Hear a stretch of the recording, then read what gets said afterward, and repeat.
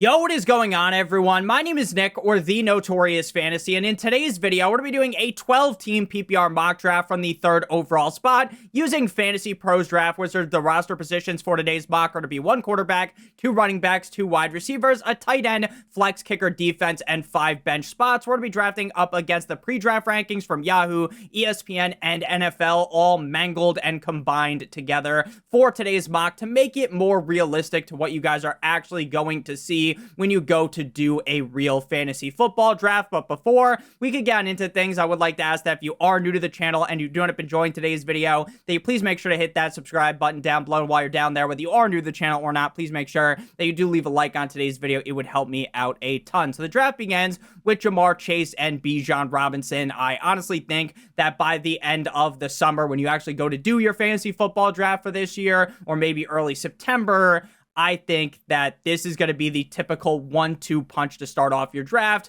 I would say about 90% of the time, Jamar Chase will be either the 101 or the 102, and then the running back that normally accompanies him will either be Bijan Robinson or Saquon Barkley. A lot of people are really high on Bijan over Saquon Barkley right now, and Fantasy Pros actually has Bijan Robinson as the RB1 and Saquon as the running back number 3. I think the Saquon hate honestly has gone a little bit too far. I fully understand that the amount of workload that he saw last season was crazy, and because of that crazy workload, they believe he's just guaranteed to get hurt, and now he's on the cover of Madden. It's just a recipe, not of, the Powerpuff Girls where it's sugar, spice, and everything nice. They think this is a recipe for disaster. But on the other hand, Saquon Barkley is the clear workhorse running back on a team with one of the best offensive lines in the NFL, with one of the best, if not the best, rushing attack. I kind of think people are galaxy braining Saquon Barkley. A lot of people galaxy brained him last year. They thought far too much. They were getting too cute. They fade him,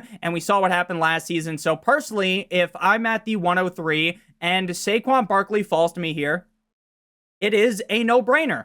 Saquon Barkley really is that good. He showed it off last season, and maybe you think the Eagles' offense will look a little bit different this year, but why would it? Honestly, they won the Super Bowl last year. There's going to be one of the most run-heavy offenses, if not the most run-heavy offense in the NFL. Saquon Barkley is one of the best, if not the best running back. So again, it's not rocket science. We are just going to go ahead and take Saquon Barkley here. And Saquon Barkley is ranked 9th overall on Fantasy Pros, which to me is just ludicrous. If you're worried about Saquon Barkley, then I do like Jahmyr Gibbs, but I probably would have ended up going with either CeeDee Lamb or Justin Jefferson here if you did not want to go with Saquon Barkley. But again, to me, I think people are just diving too much. They are thinking far too much about the age, all of that. Saquon Barkley is a metahuman like Superman, right? He's a different breed. The guy dominates every single year, and now he is in the best offense to do it. So after Saquon Barkley, Justin Jefferson, Jahmyr Gibbs, Ashton Genty, CeeDee Lamb, Puka Nacua, Malik Neighbors, Christian McCaffrey, Amon-Ra St. Brown, Nico Collins. The second round opens with Derrick Henry, followed by bdge, Devon Achane, Drizzy Drake London, AJ Brown, Jonathan Taylor, Josh Jacobs, Kyron Williams, and Bucky Irving. Now, I have started to get a little bit more onto the Jonathan Taylor train. I'm still not fully on, because when you do your actual draft on ESPN, Yahoo, Sleeper, NFL, Jonathan Taylor going in the 2nd round to me seems egregiously high. I get he finished very strong last season. I get those playoff games. If you made it to the fucking playoffs, you probably won your fantasy league because of Jonathan Taylor. But to me, inside of the 2nd round, based on what he did for the rest of the season, it is definitely too pretty of a penny for me. So a lot of running backs go in the 1st and the 2nd round, which is going to be more typical in your at-home league, right? If you're doing your underdog best ball draft, sign up using promo code Notorious, right? Or if you're in more of maybe a sharper league, right? A lot of wide receivers are going to come off the board in the first 2 rounds. And the wide receiver paradigm shift has really shifted towards it being more wide receiver heavy early, but a lot of people still love their running back. So it is very possible that a guy like Brock Bowers could fall this far. Now, when Brock Bowers was going at the beginning of the 2nd round, for me, that was a little bit too high of a price to pay for the guy. Now, the Raiders offense, I think, is going to look a lot better this year under Geno Smith with Pete Carroll, just with a much better feel, a much better base to the team compared to what we had last season. And Brock Bowers was able to put belt to ass with the offense that they had last year. So I think Brock Bowers is going to smash this year.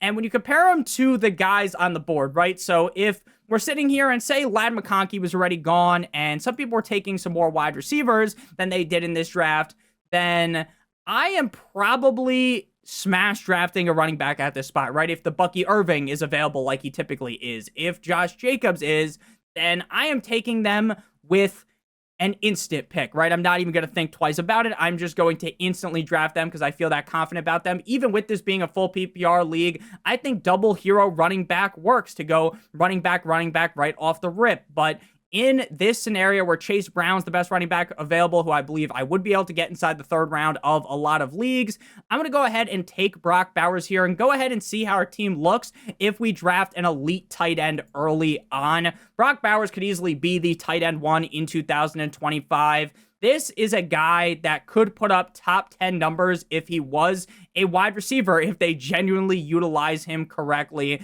The guy is the Raiders offense. Now, I think the addition of Ashton Genty and the fact that they actually will have a run game could shake things up a little bit, but Brock Bowers is really that good that they're going to find ways to scheme him the ball. So while I don't necessarily love taking a tight end this early, if Brock Bowers is falling to the end of the second round, I think you probably want to take advantage of that. After Brock Bowers, Ladd McConkey, Terry McLaurin, Trey McBride, and Chase Brown. So looking at our best players available here, if we're looking running back, it's Breece Hall, Alvin Kamara, Kenneth Walker, James Cook, Chuba Hubbard at wide receiver, JSN, Garrett Wilson, T. Higgins, Tyreek Hill, and at tight end, it would be George Kittle, but we already have Brock Bowers. I'm a huge George Kittle fan this season, especially with a lot of drafts being Brock Bowers and Trey McBride being second-round picks, and sometimes you could pick up George Kittle inside the fourth round. I think George Kittle could easily outscore both of those guys, and to me, there definitely feels like a great fall-off once you get past Bowers, Kittle, and Trey McBride. I'm not saying that the Kelseys of the world, the Mark Andrews, the Evan Ingram can't succeed, but I would feel a whole lot safer at the end of my draft if I had one of those top three guys. All of the quarterbacks are available, but to me, once I already take that shot on the elite tight end, it does make it a lot more difficult for me to imagine loving my team at the end of this draft if I draft Josh Allen, Lamar Jackson, Jaden, Stormy Daniels, whoever would be your personal quarterback one, maybe even Jalen Hurts for some of you guys. I think that my wide receiver core would be hurting because of that. I think even my RB2 would potentially hurt because of that. So I am going to go wide receiver. Now, if you want to be as safe as possible with the wide receiver here, I would go with T. Higgins. You know T. Higgins is associated with a great offense, with a great quarterback, on a team that's defense sucks complete and utter donkey cock. So they're going to have to be throwing the ball a ton late in games. So T. Higgins feels like a nice safety net at the wide receiver position, whereas Tyreek Hill is the exact opposite of that, right? Tyreek Hill is the opposite of a condom wrap, right? We all know Tyreek Hill doesn't use a condom. The guy's got like 17 total fucking kids. So Tyreek Hill is a lot more risky, but the upside to me is wide receiver one for Tyreek Hill in Miami. We are talking about an offense that sure was completely limp dick. They had erectile dysfunction last year. Metaphorically, of course, Tua goes down. There's a bunch of injuries, but if the offense is able to stay healthier, Tyreek Hill has a clear path towards finishing as the wide receiver one, and I would find it very difficult to avoid Tyreek Hill. Again, I get if you feel like Saquon's a little bit risky, you're a little bit more nervous about Brock Bowers, sure, then take the layup, take the LeBron or the D-Wade to LeBron pass, the nice alley-oop with T. Higgins, but I'm going Tyreek Hill. I like JSN, but I think Cooper Kupp might end up Cooper cucking JSN a little bit. Garrett Wilson I like as well. He got paid, but Tyreek Hill to me is on a whole nother level. I would have instantly picked Rashee Rice if this was a couple of days ago before we knew Rashee Rice was going to get suspended. Now, Rashee Rice's suspension length is still unclear. It is probably in the area, in my opinion, of 3 to 6 games. Now, I'm as much of a lawyer as Johnny Sins because I've seen some videos where he's a lawyer. I've seen some videos where he's a doctor. I've seen some videos where he is, in the army. So he's just a jack of all trades. Rashee Rice, I love him, but frankly, if you're going to say maybe he gets 4 to 6 games of a suspension, maybe more. That makes it a very hard pick in a redraft league inside of the 3rd round. So we're going to go with Tyreek Hill here. We are going to hunt for that upside. So right now, we have Saquon, we have Tyreek, we have Brock Bowers. We potentially have drafted through the first 3 rounds the tight end 1, the wide receiver 1, and the RB 1. Nick, Tyreek Hill's not going to be the wide receiver 1. Okay, so maybe we got the RB 1 and at least the tight end 1. I love Tyreek Hill, though, this year. People are going to say, Nick, you're just a biased Dolphins fan. Go back and watch my videos from 6-7 years ago, 6-7, when I was talking about the Dolphins when they were an absolute joke, right? When they were an absolute disaster, you weren't seeing me hit them with the Gawk 9000 special. So after Tyreek Hill, James Cook, Breece Hall, Tee Higgins, Joe Mixon, Lamar Jackson, JSN, Josh Allen, Kenneth Walker, George Kittle. The 4th round opens with Jaden Stormy Daniels, James Conner, Devontae Adams, Jalen Stop, It Hurts, Omarion Hampton, Rashee Rice, Chuba Hubbard, Garrett Wilson, and Wiki DJ Moore. So it's going to be interesting to see once they ultimately put the gavel down and they tell us what Rashee Rice's suspension is going to be. It's going to be interesting to see how far he falls and also how the other side moves, right? Does Xavier Worthy make a great climb? Does Xavier Worthy move a little? Does Rashee Rice move a little? It's very interesting. Jordan Addison probably going to get about a 2-game suspension. That's at least from what I have read. Nothing is set in stone yet either. And interesting to see how that moves as well. So looking at quarterback, best quarterbacks available are going to be Joe Burrow, Pat Mahomes, Baker Mayfield. But again, we already took our elite onesie with Brock Bowers, so I would be avoiding the quarterback position here. We obviously do not need a tight end because we already drafted Brock Bowers that highly. And unless you're in some crazy tight end premium league or tiered PPR, right, where it's half PPR for the receiver, full PPR for the running back, and 1.5 PPR for the tight end, then maybe you want to make the argument that, hey, I want to get Laporta and Brock Bowers on the same team. But if you're in a normal full PPR, even a half PPR, standard league, anything like that, you probably shouldn't be paying that high of draft capital for 2 tight ends. I have hardly ever seen that work. So looking at running back, Alvin Kamara, David Montgomery, DeAndre Swift. Now, Alvin Kamara does stick out here like a sore thumb, but like a sore thumb is kind of meant in a negative way. He sticks out in a very strong way as the best running back available by far. David Montgomery, DeAndre Swift, Aaron Jones, RJ Harvey, Travion Henderson. There's a lot of question marks with those guys, whereas to me, there's not much with Alvin Kamara. Obviously, the quarterback position there's a complete fucking disaster. You don't even need to have half of a brain cell to realize Tyler Shuck and Spencer Rattler aren't the best, combination of quarterback to have.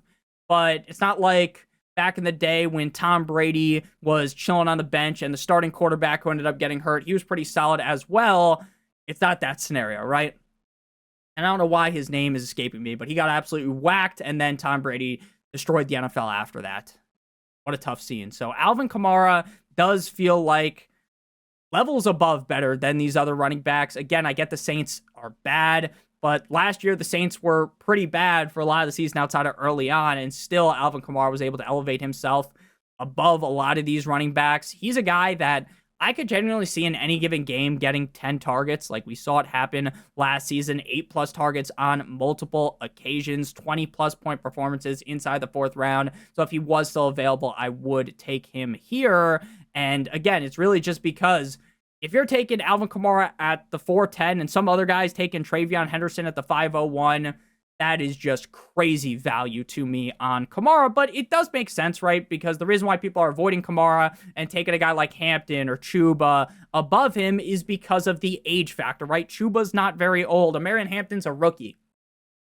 Alvin Kamara has been in the NFL for what feels like 10 years at this point, right? So Alvin Kamara, for some people, they worry about the age, they worry about the offense. I get why he falls. So after Kamara, Mike Evans, DeAndre Swift, Travion Henderson, and Maserati Marv. At wide receiver here, that's where we're going to go. I think Dave Montgomery's okay. I like Aaron Jones. I really like Pacheco. I like Caleb Johnson, but we already have 2 running backs. We have Saquon, we have Alvin Kamara, we have the Unk core at running back. We basically have a straight-up Unk team. We have an old head team outside of Brock Bowers, and the reason why things like that happen, where you get all these old guys on your team, is because people just worry about they're going to hit the age cliff, they're getting old, this, that, and the other thing, and then they panic on these guys that have been studs for a very long time, and that leads to us being able to scoop up that value. So we're going wide receiver here. It's not even a question. question, it's going to be Courtland Sutton or DK Metcalf or Tet McMillan. For me, really just kind of depends on your risk tolerance. If you want it to be as safe as possible, you go with Courtland Sutton, because Courtland Sutton is, in my opinion, clearly the wide receiver one on the team over Marvin Mims, Patrick, all those guys. And when you talk about Metcalf, that's a team that really wants to run the ball. They want to play defense, but I think Metcalf is still really good. I think Metcalf's a very talented player. I think he kind of got the shit end of the stick in Seattle with them having so many wide receivers. Now there's really no competition in Pittsburgh for Metcalf. Tet McMillan, he's the rookie. He probably has the most risk involved, but based on what we saw out of Bryce Young the last couple of weeks of the season, and based on what I've seen out of T-Mac in college, I do believe from what I saw at Arizona, the upside is top 24 for him. I don't think he's going to fall to us in the 6th round. I think he's pretty clearly a 5th round pick, but we're going to go ahead and just keep things safe here because there is some risk in taking the Alvin Kamara, the Tyreek Hill, right? So we're going to balance out our risk tolerance here and go ahead and take Courtland Sutton here on the Denver Broncos. A tale of 2 seasons for him. We talked about this in the video the other day where I talked about my favorite player in every single round. Early on, we're seeing some real duds. We're seeing some games where if you started him, you felt as though you got diddled, but late on in the season is when he really started to put up big games, and that's a good indicator with Bo Nix playing great towards the end of the season. Since he's a rookie, he's going to build upon that in his sophomore year and play a lot better in 2025. Before we get on into the rest of the picks in today's draft, though, I would like to give you guys a quick word for our friends, our partner over at Underdog. If you're brand new to Underdog and sign up using the link in the video description or by using promo code Notorious, you'll receive a free pick plus a first time deposit offer of up to $1,000 in bonus cash, as well as receiving my fantasy football draft rankings for your 2025 fantasy football drafts to your email in August when I end up releasing those. So make sure you guys do check that out. The reason why you want to be on Underdog is because they're the best way to practice for your at-home leagues. They are fantasy football paid drafts, best ball drafts. The best part about best ball is it's the draft, and that's it. There's no waivers, no trades, no in-season management at the end of every single week. Underdog puts the highest scores into your lineup for you. Their biggest tournament, Best Ball Mania, $15 million in total prizes, $2 million to first place, $25 to enter. They also have contests at cheaper entry fees, so make sure you guys do check that out. Promo code Notorious, or click on the link in the video description. Get that free pick, get the draft guide, as well as getting your deposit bonus of up to $1,000 in bonus cash. So back on into things here after Courtland Sutton, RJ Harvey, Joe Buddha, DK Metcalf, Quinshon Judkins, Isaiah Pacheco, David Montgomery, Xavier Worthy, Caleb Johnson, Zay Flowers, Jameson Williams, Sam Laporta, Aaron Jones, Tony Pollard, Brian Robinson, TJ Hawkinson, Pat Mahomes, Devontae Smith, Travis Kelce. Quinshon Judkins is going to fall. And he is going to fall quickly due to his domestic violence situation. Likely probably going to receive a suspension. How many games it is, again, it seems like a crazy guessing game every single year. You try to guess how many games they're going to get, and sometimes you're like, oh, it's a guarantee. Like, Judkins is getting 6 games, then he gets like 2, right? And then the guy you think's getting 2 gets 8, right? So you never really know with that, but his value, he should not be a 5th round pick based upon the suspension that he's going to get, and the fact that he's not even with the team right now, which is really going to put him in a bad spot as a rookie. It would be different if Judkins was like a 3rd-year player and he did this. There would be, you know, obviously still a shitty thing to do, but there would be reason to believe, hey, he just fits back into this offense like a glove, and that's not really my thoughts right now. So looking at running back, it is bad. It is really bad. Like, good thing we already drafted Saquon and Kamara, because if you're talking about Jalen Warren, Travis Etienne, Tyron Tracy, Najee Harris, Javonte Williams is your RB2 for week 1, you are pretty shit out of luck, in my opinion, at the running back spot. Looking at wide receivers, we got Chris Olave, Jalen Waddle, Tet McMillan. At tight end, Evan Ingram, David Njoku, Mark Andrews. At quarterback, Baker, Bo Nix, and Kyler. We're going to go ahead and take Tet McMillan at this spot. Again, we talked him up just like Courtland Sutton in that video from the other day. I really like what I saw out of his tape at Arizona. I loved what I saw out of Bryce Young after Andy Dalton got into that car accident. He gets benched and they insert Bryce Young back into this offense. I think this is going to be a team that's going to be passing up the ball a decent amount because they are going to be down in games. I think McMillan will become the wide receiver 1. He's a rookie, so it may take some time, right? If week 1 McMillan shits the bed, don't panic because he's a rookie. He has been 1,300 plus receiving yards in both of his last 2 seasons. I feel very confident that he's the best wide receiver on this team. And with a rookie in Tet McMillan, I think the ceiling is top 18, top 24 out of, I guess the ceiling probably is more like top 16. And the floor to me is probably just like a reliable flex play weekly, or if that doesn't work, at least an upside flex play. Because again, we saw Adam Thielen last year look like he hopped in the fucking hot tub time machine, looked like he hopped in the DeLorean. He was putting up some huge games, and we all know Adam Thielen at this point in his career isn't all that good. So after Tet McMillan, Chris Godwin, Cam, I'm a scat man, bop, billy, bop, Justin Fields, and George Pickens. So a lot of quarterbacks have already came off the board. Actually, that's a lie, right? When you see Justin Fields go off the board, typically I'm thinking, oh, most teams, shout out to Tony Soprano. Most teams have a quarterback. That is not the case. I don't have a quarterback. 1, 2, 3, 4, 5 teams without a quarterback. I'm a Justin Fields truther, so I don't mind taking Justin Fields like at that high of a position because I do think he could definitely pay off as a 7th round pick, but you probably don't have to draft him there in a majority of leagues. So right now, again, we're in the running back range where I like Tajay Spears, but I don't think I have to take Tajay Spears here in the 7th round. I think I could get it much later. So I'm probably just going to keep scooping up more value at the wide receiver position. Now, Chris Olave is a guy that I have been drafting a decent amount over on Underdog because I don't ever have to actually know when I want to start him, right? This is a Saints offense that I don't really trust, but I do like the ability of Alvin Kamara. I like the skill set that Chris Olave has, but Chris Olave also has other negatives to him, mainly being the fact that he hasn't really lived up to the hype that we set upon him coming into the NFL draft out of Ohio State. And for 2, the guy continues to just get hurt left and right, and the quarterback position there has really set him up to get those potential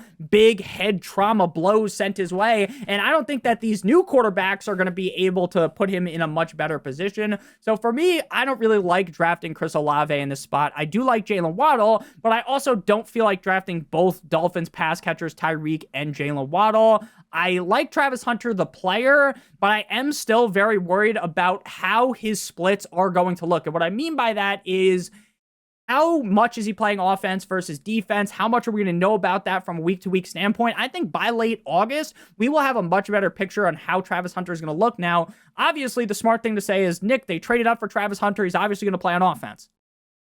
He's going to play a lot of offense, but could the fact that he's playing defense slow him down? Could the coaches maybe not want to just blow their load using him both on offense and defense a ton? We'll see what happens.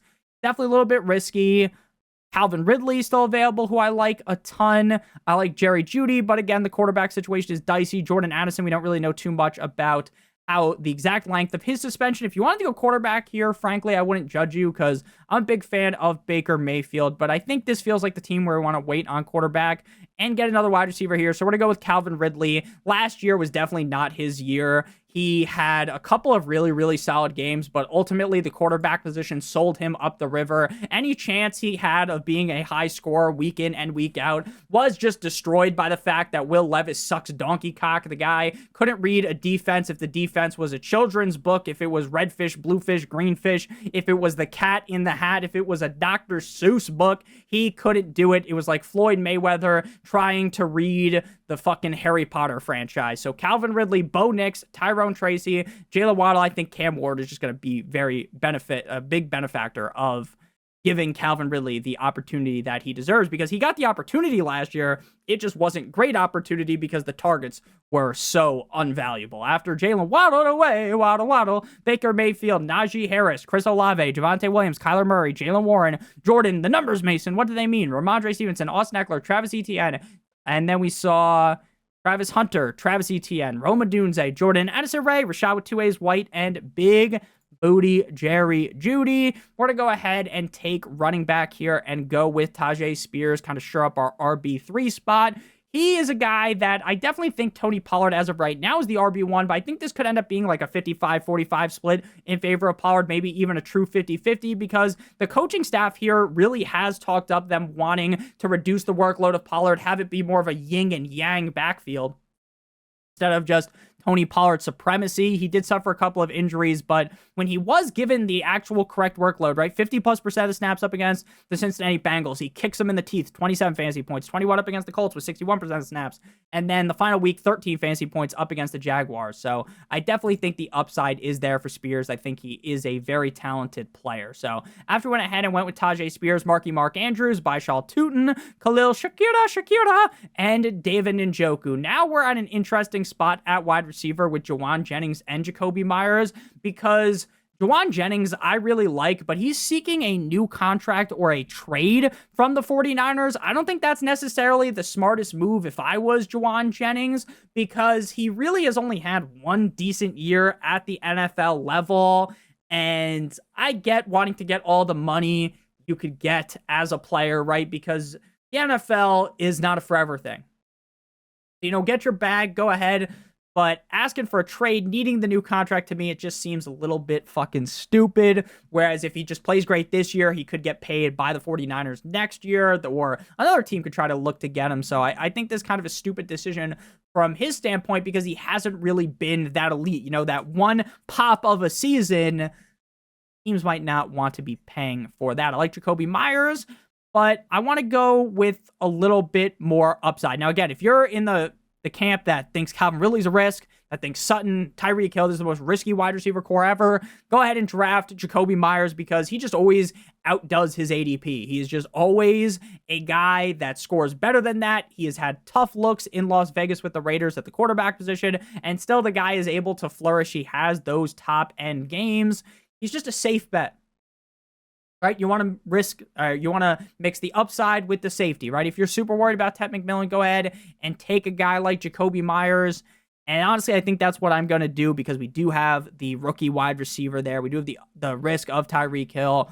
If you wanted to go for more upside, go Josh Downs. I'm a big fan of Stephon Diggs, but as of right now, the reports are don't feel to me like he is going to be 100% for week one. But again, I'm just kind of reading the tea leaves here. Nothing super concrete has came out about that situation. So we're going to go with Jakobi Meyers here and just play a little bit safer at the wide receiver position based upon our team composition. So after we went ahead and drafted Monsieur Jakobi Meyers, then we see Zach Charbonnet, Stephon Diggs, Jaden Riley Reed, Tank Bigsby, Marquise Hollywood Brown, Cooper Kupp, Matthew Golden Scar, Jauan Jennings, Tyler Algier, Slick, Ricky Pearsall, Jaden Bunny Blue, Debo Samuel, Josh Downs, Ayuk, Coleman, Pittman, McLaughlin, and Darnell. Here comes the Mooney.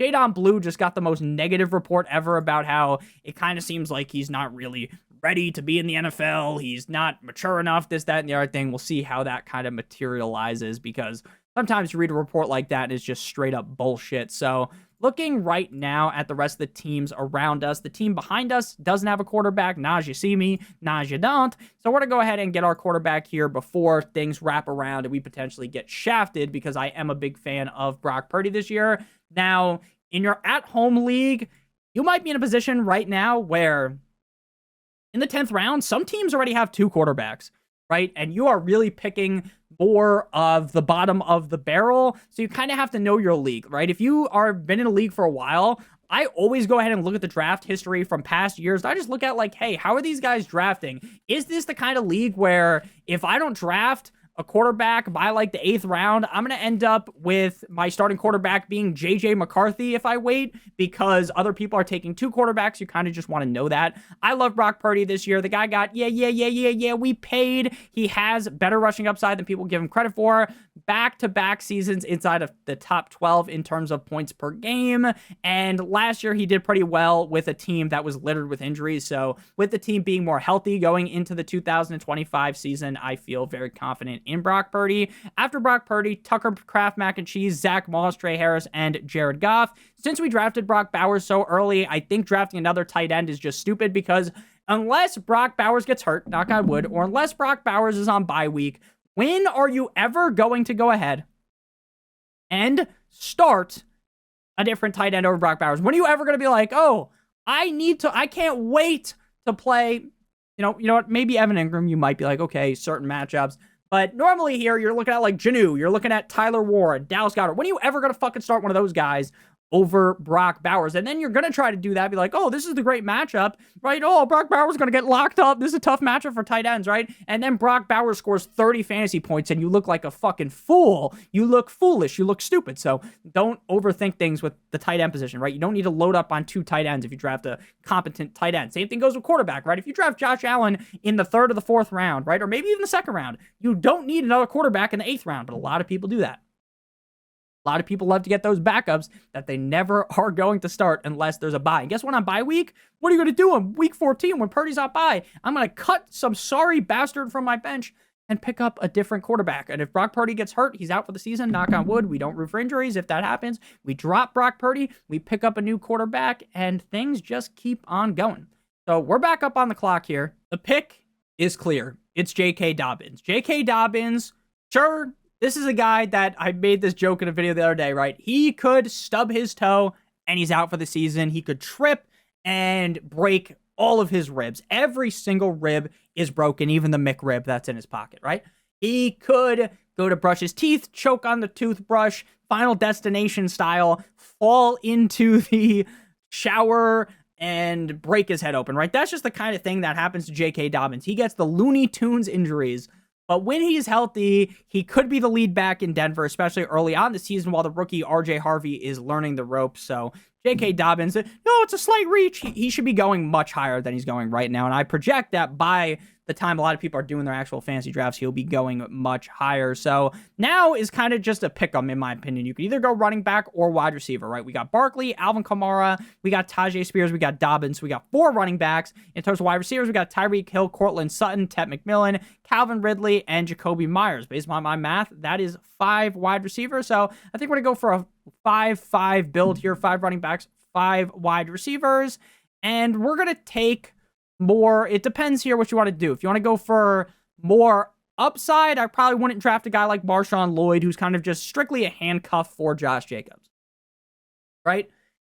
You don't really need to do that with this team, but maybe you want to, right? Roschon Johnson, I think he might be able to carve out a stronger role in this offense with Ben Johnson. You know, maybe it's the Swift and David Montgomery thing. I know Nick DeAndre, or not Swift and Montgomery, the Jahmyr Gibbs at Montgomery in Detroit with Ben Johnson. Obviously, there's like the fucking Walmart great value dollar store version of that. So I don't really project that as like a guarantee, but that's kind of the shot I want to take late in drafts, right? If I want it to be super safe, I would draft someone different. So I'm going to go ahead and take Roschon Johnson here, who has failed me before, right? I've been fooled by him, but I do still think the upside is there with Ben Johnson as the OC in Chicago. Will he be able to fix everything? We shall see. After Roschon, Jalen Wright, Dickie Dak Prescott, Chris Boswell, and the Eagles defense. So we're going to go ahead and draft our kicker first, and then our defense. We're going to just go ahead and draft the best kicker available, which is Brandon Aubrey. Now, for defense, you just want to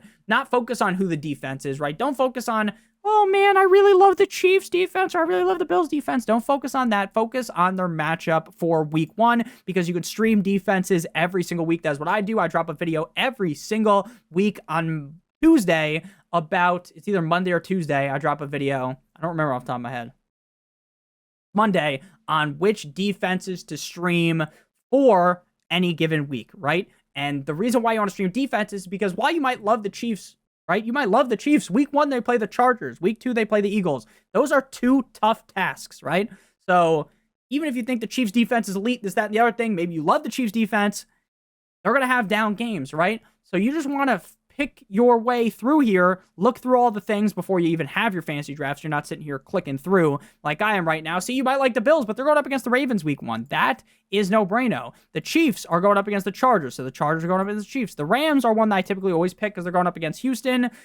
A different team now, you know, no Tank Dell, no Stephon Diggs. Maybe they start off a little bit sluggish. The Rams defense has been pretty good, at least on their defensive line. So I'm going to go ahead and go with the LA Rams defense here. So we got an 89 out of 100. This could have been a 12 out of 100. It could have been a 100 out of 100, and I would still love this team. So let me know what you guys thought about this team. It is Brock Purdy, Saquon Barkley, Alvin Kamara, Tyreek Hill, Cortland Sutton, Brock Bowers, Ted McMillan, the Rams defense, Brandon Aubrey, Calvin Ridley, Tajay Spears, Jacoby Myers, J.K. Dobbins, Roschon Johnson. I don't think I could have drafted better from the 3rd overall pick, if I'm being blatantly honest.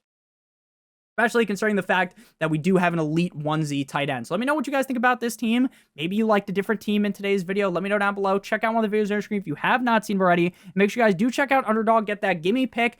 Get your draft guide for free. Get the draft guide on there. You also get the first deposit offer of up to $1,000 in bonus cash. Come draft with me on Underdog. I'm ripping drafts all the time. I love you a long time. Check out one of the videos on your screen if you haven't seen them already. Have a great one. And as always, good boy.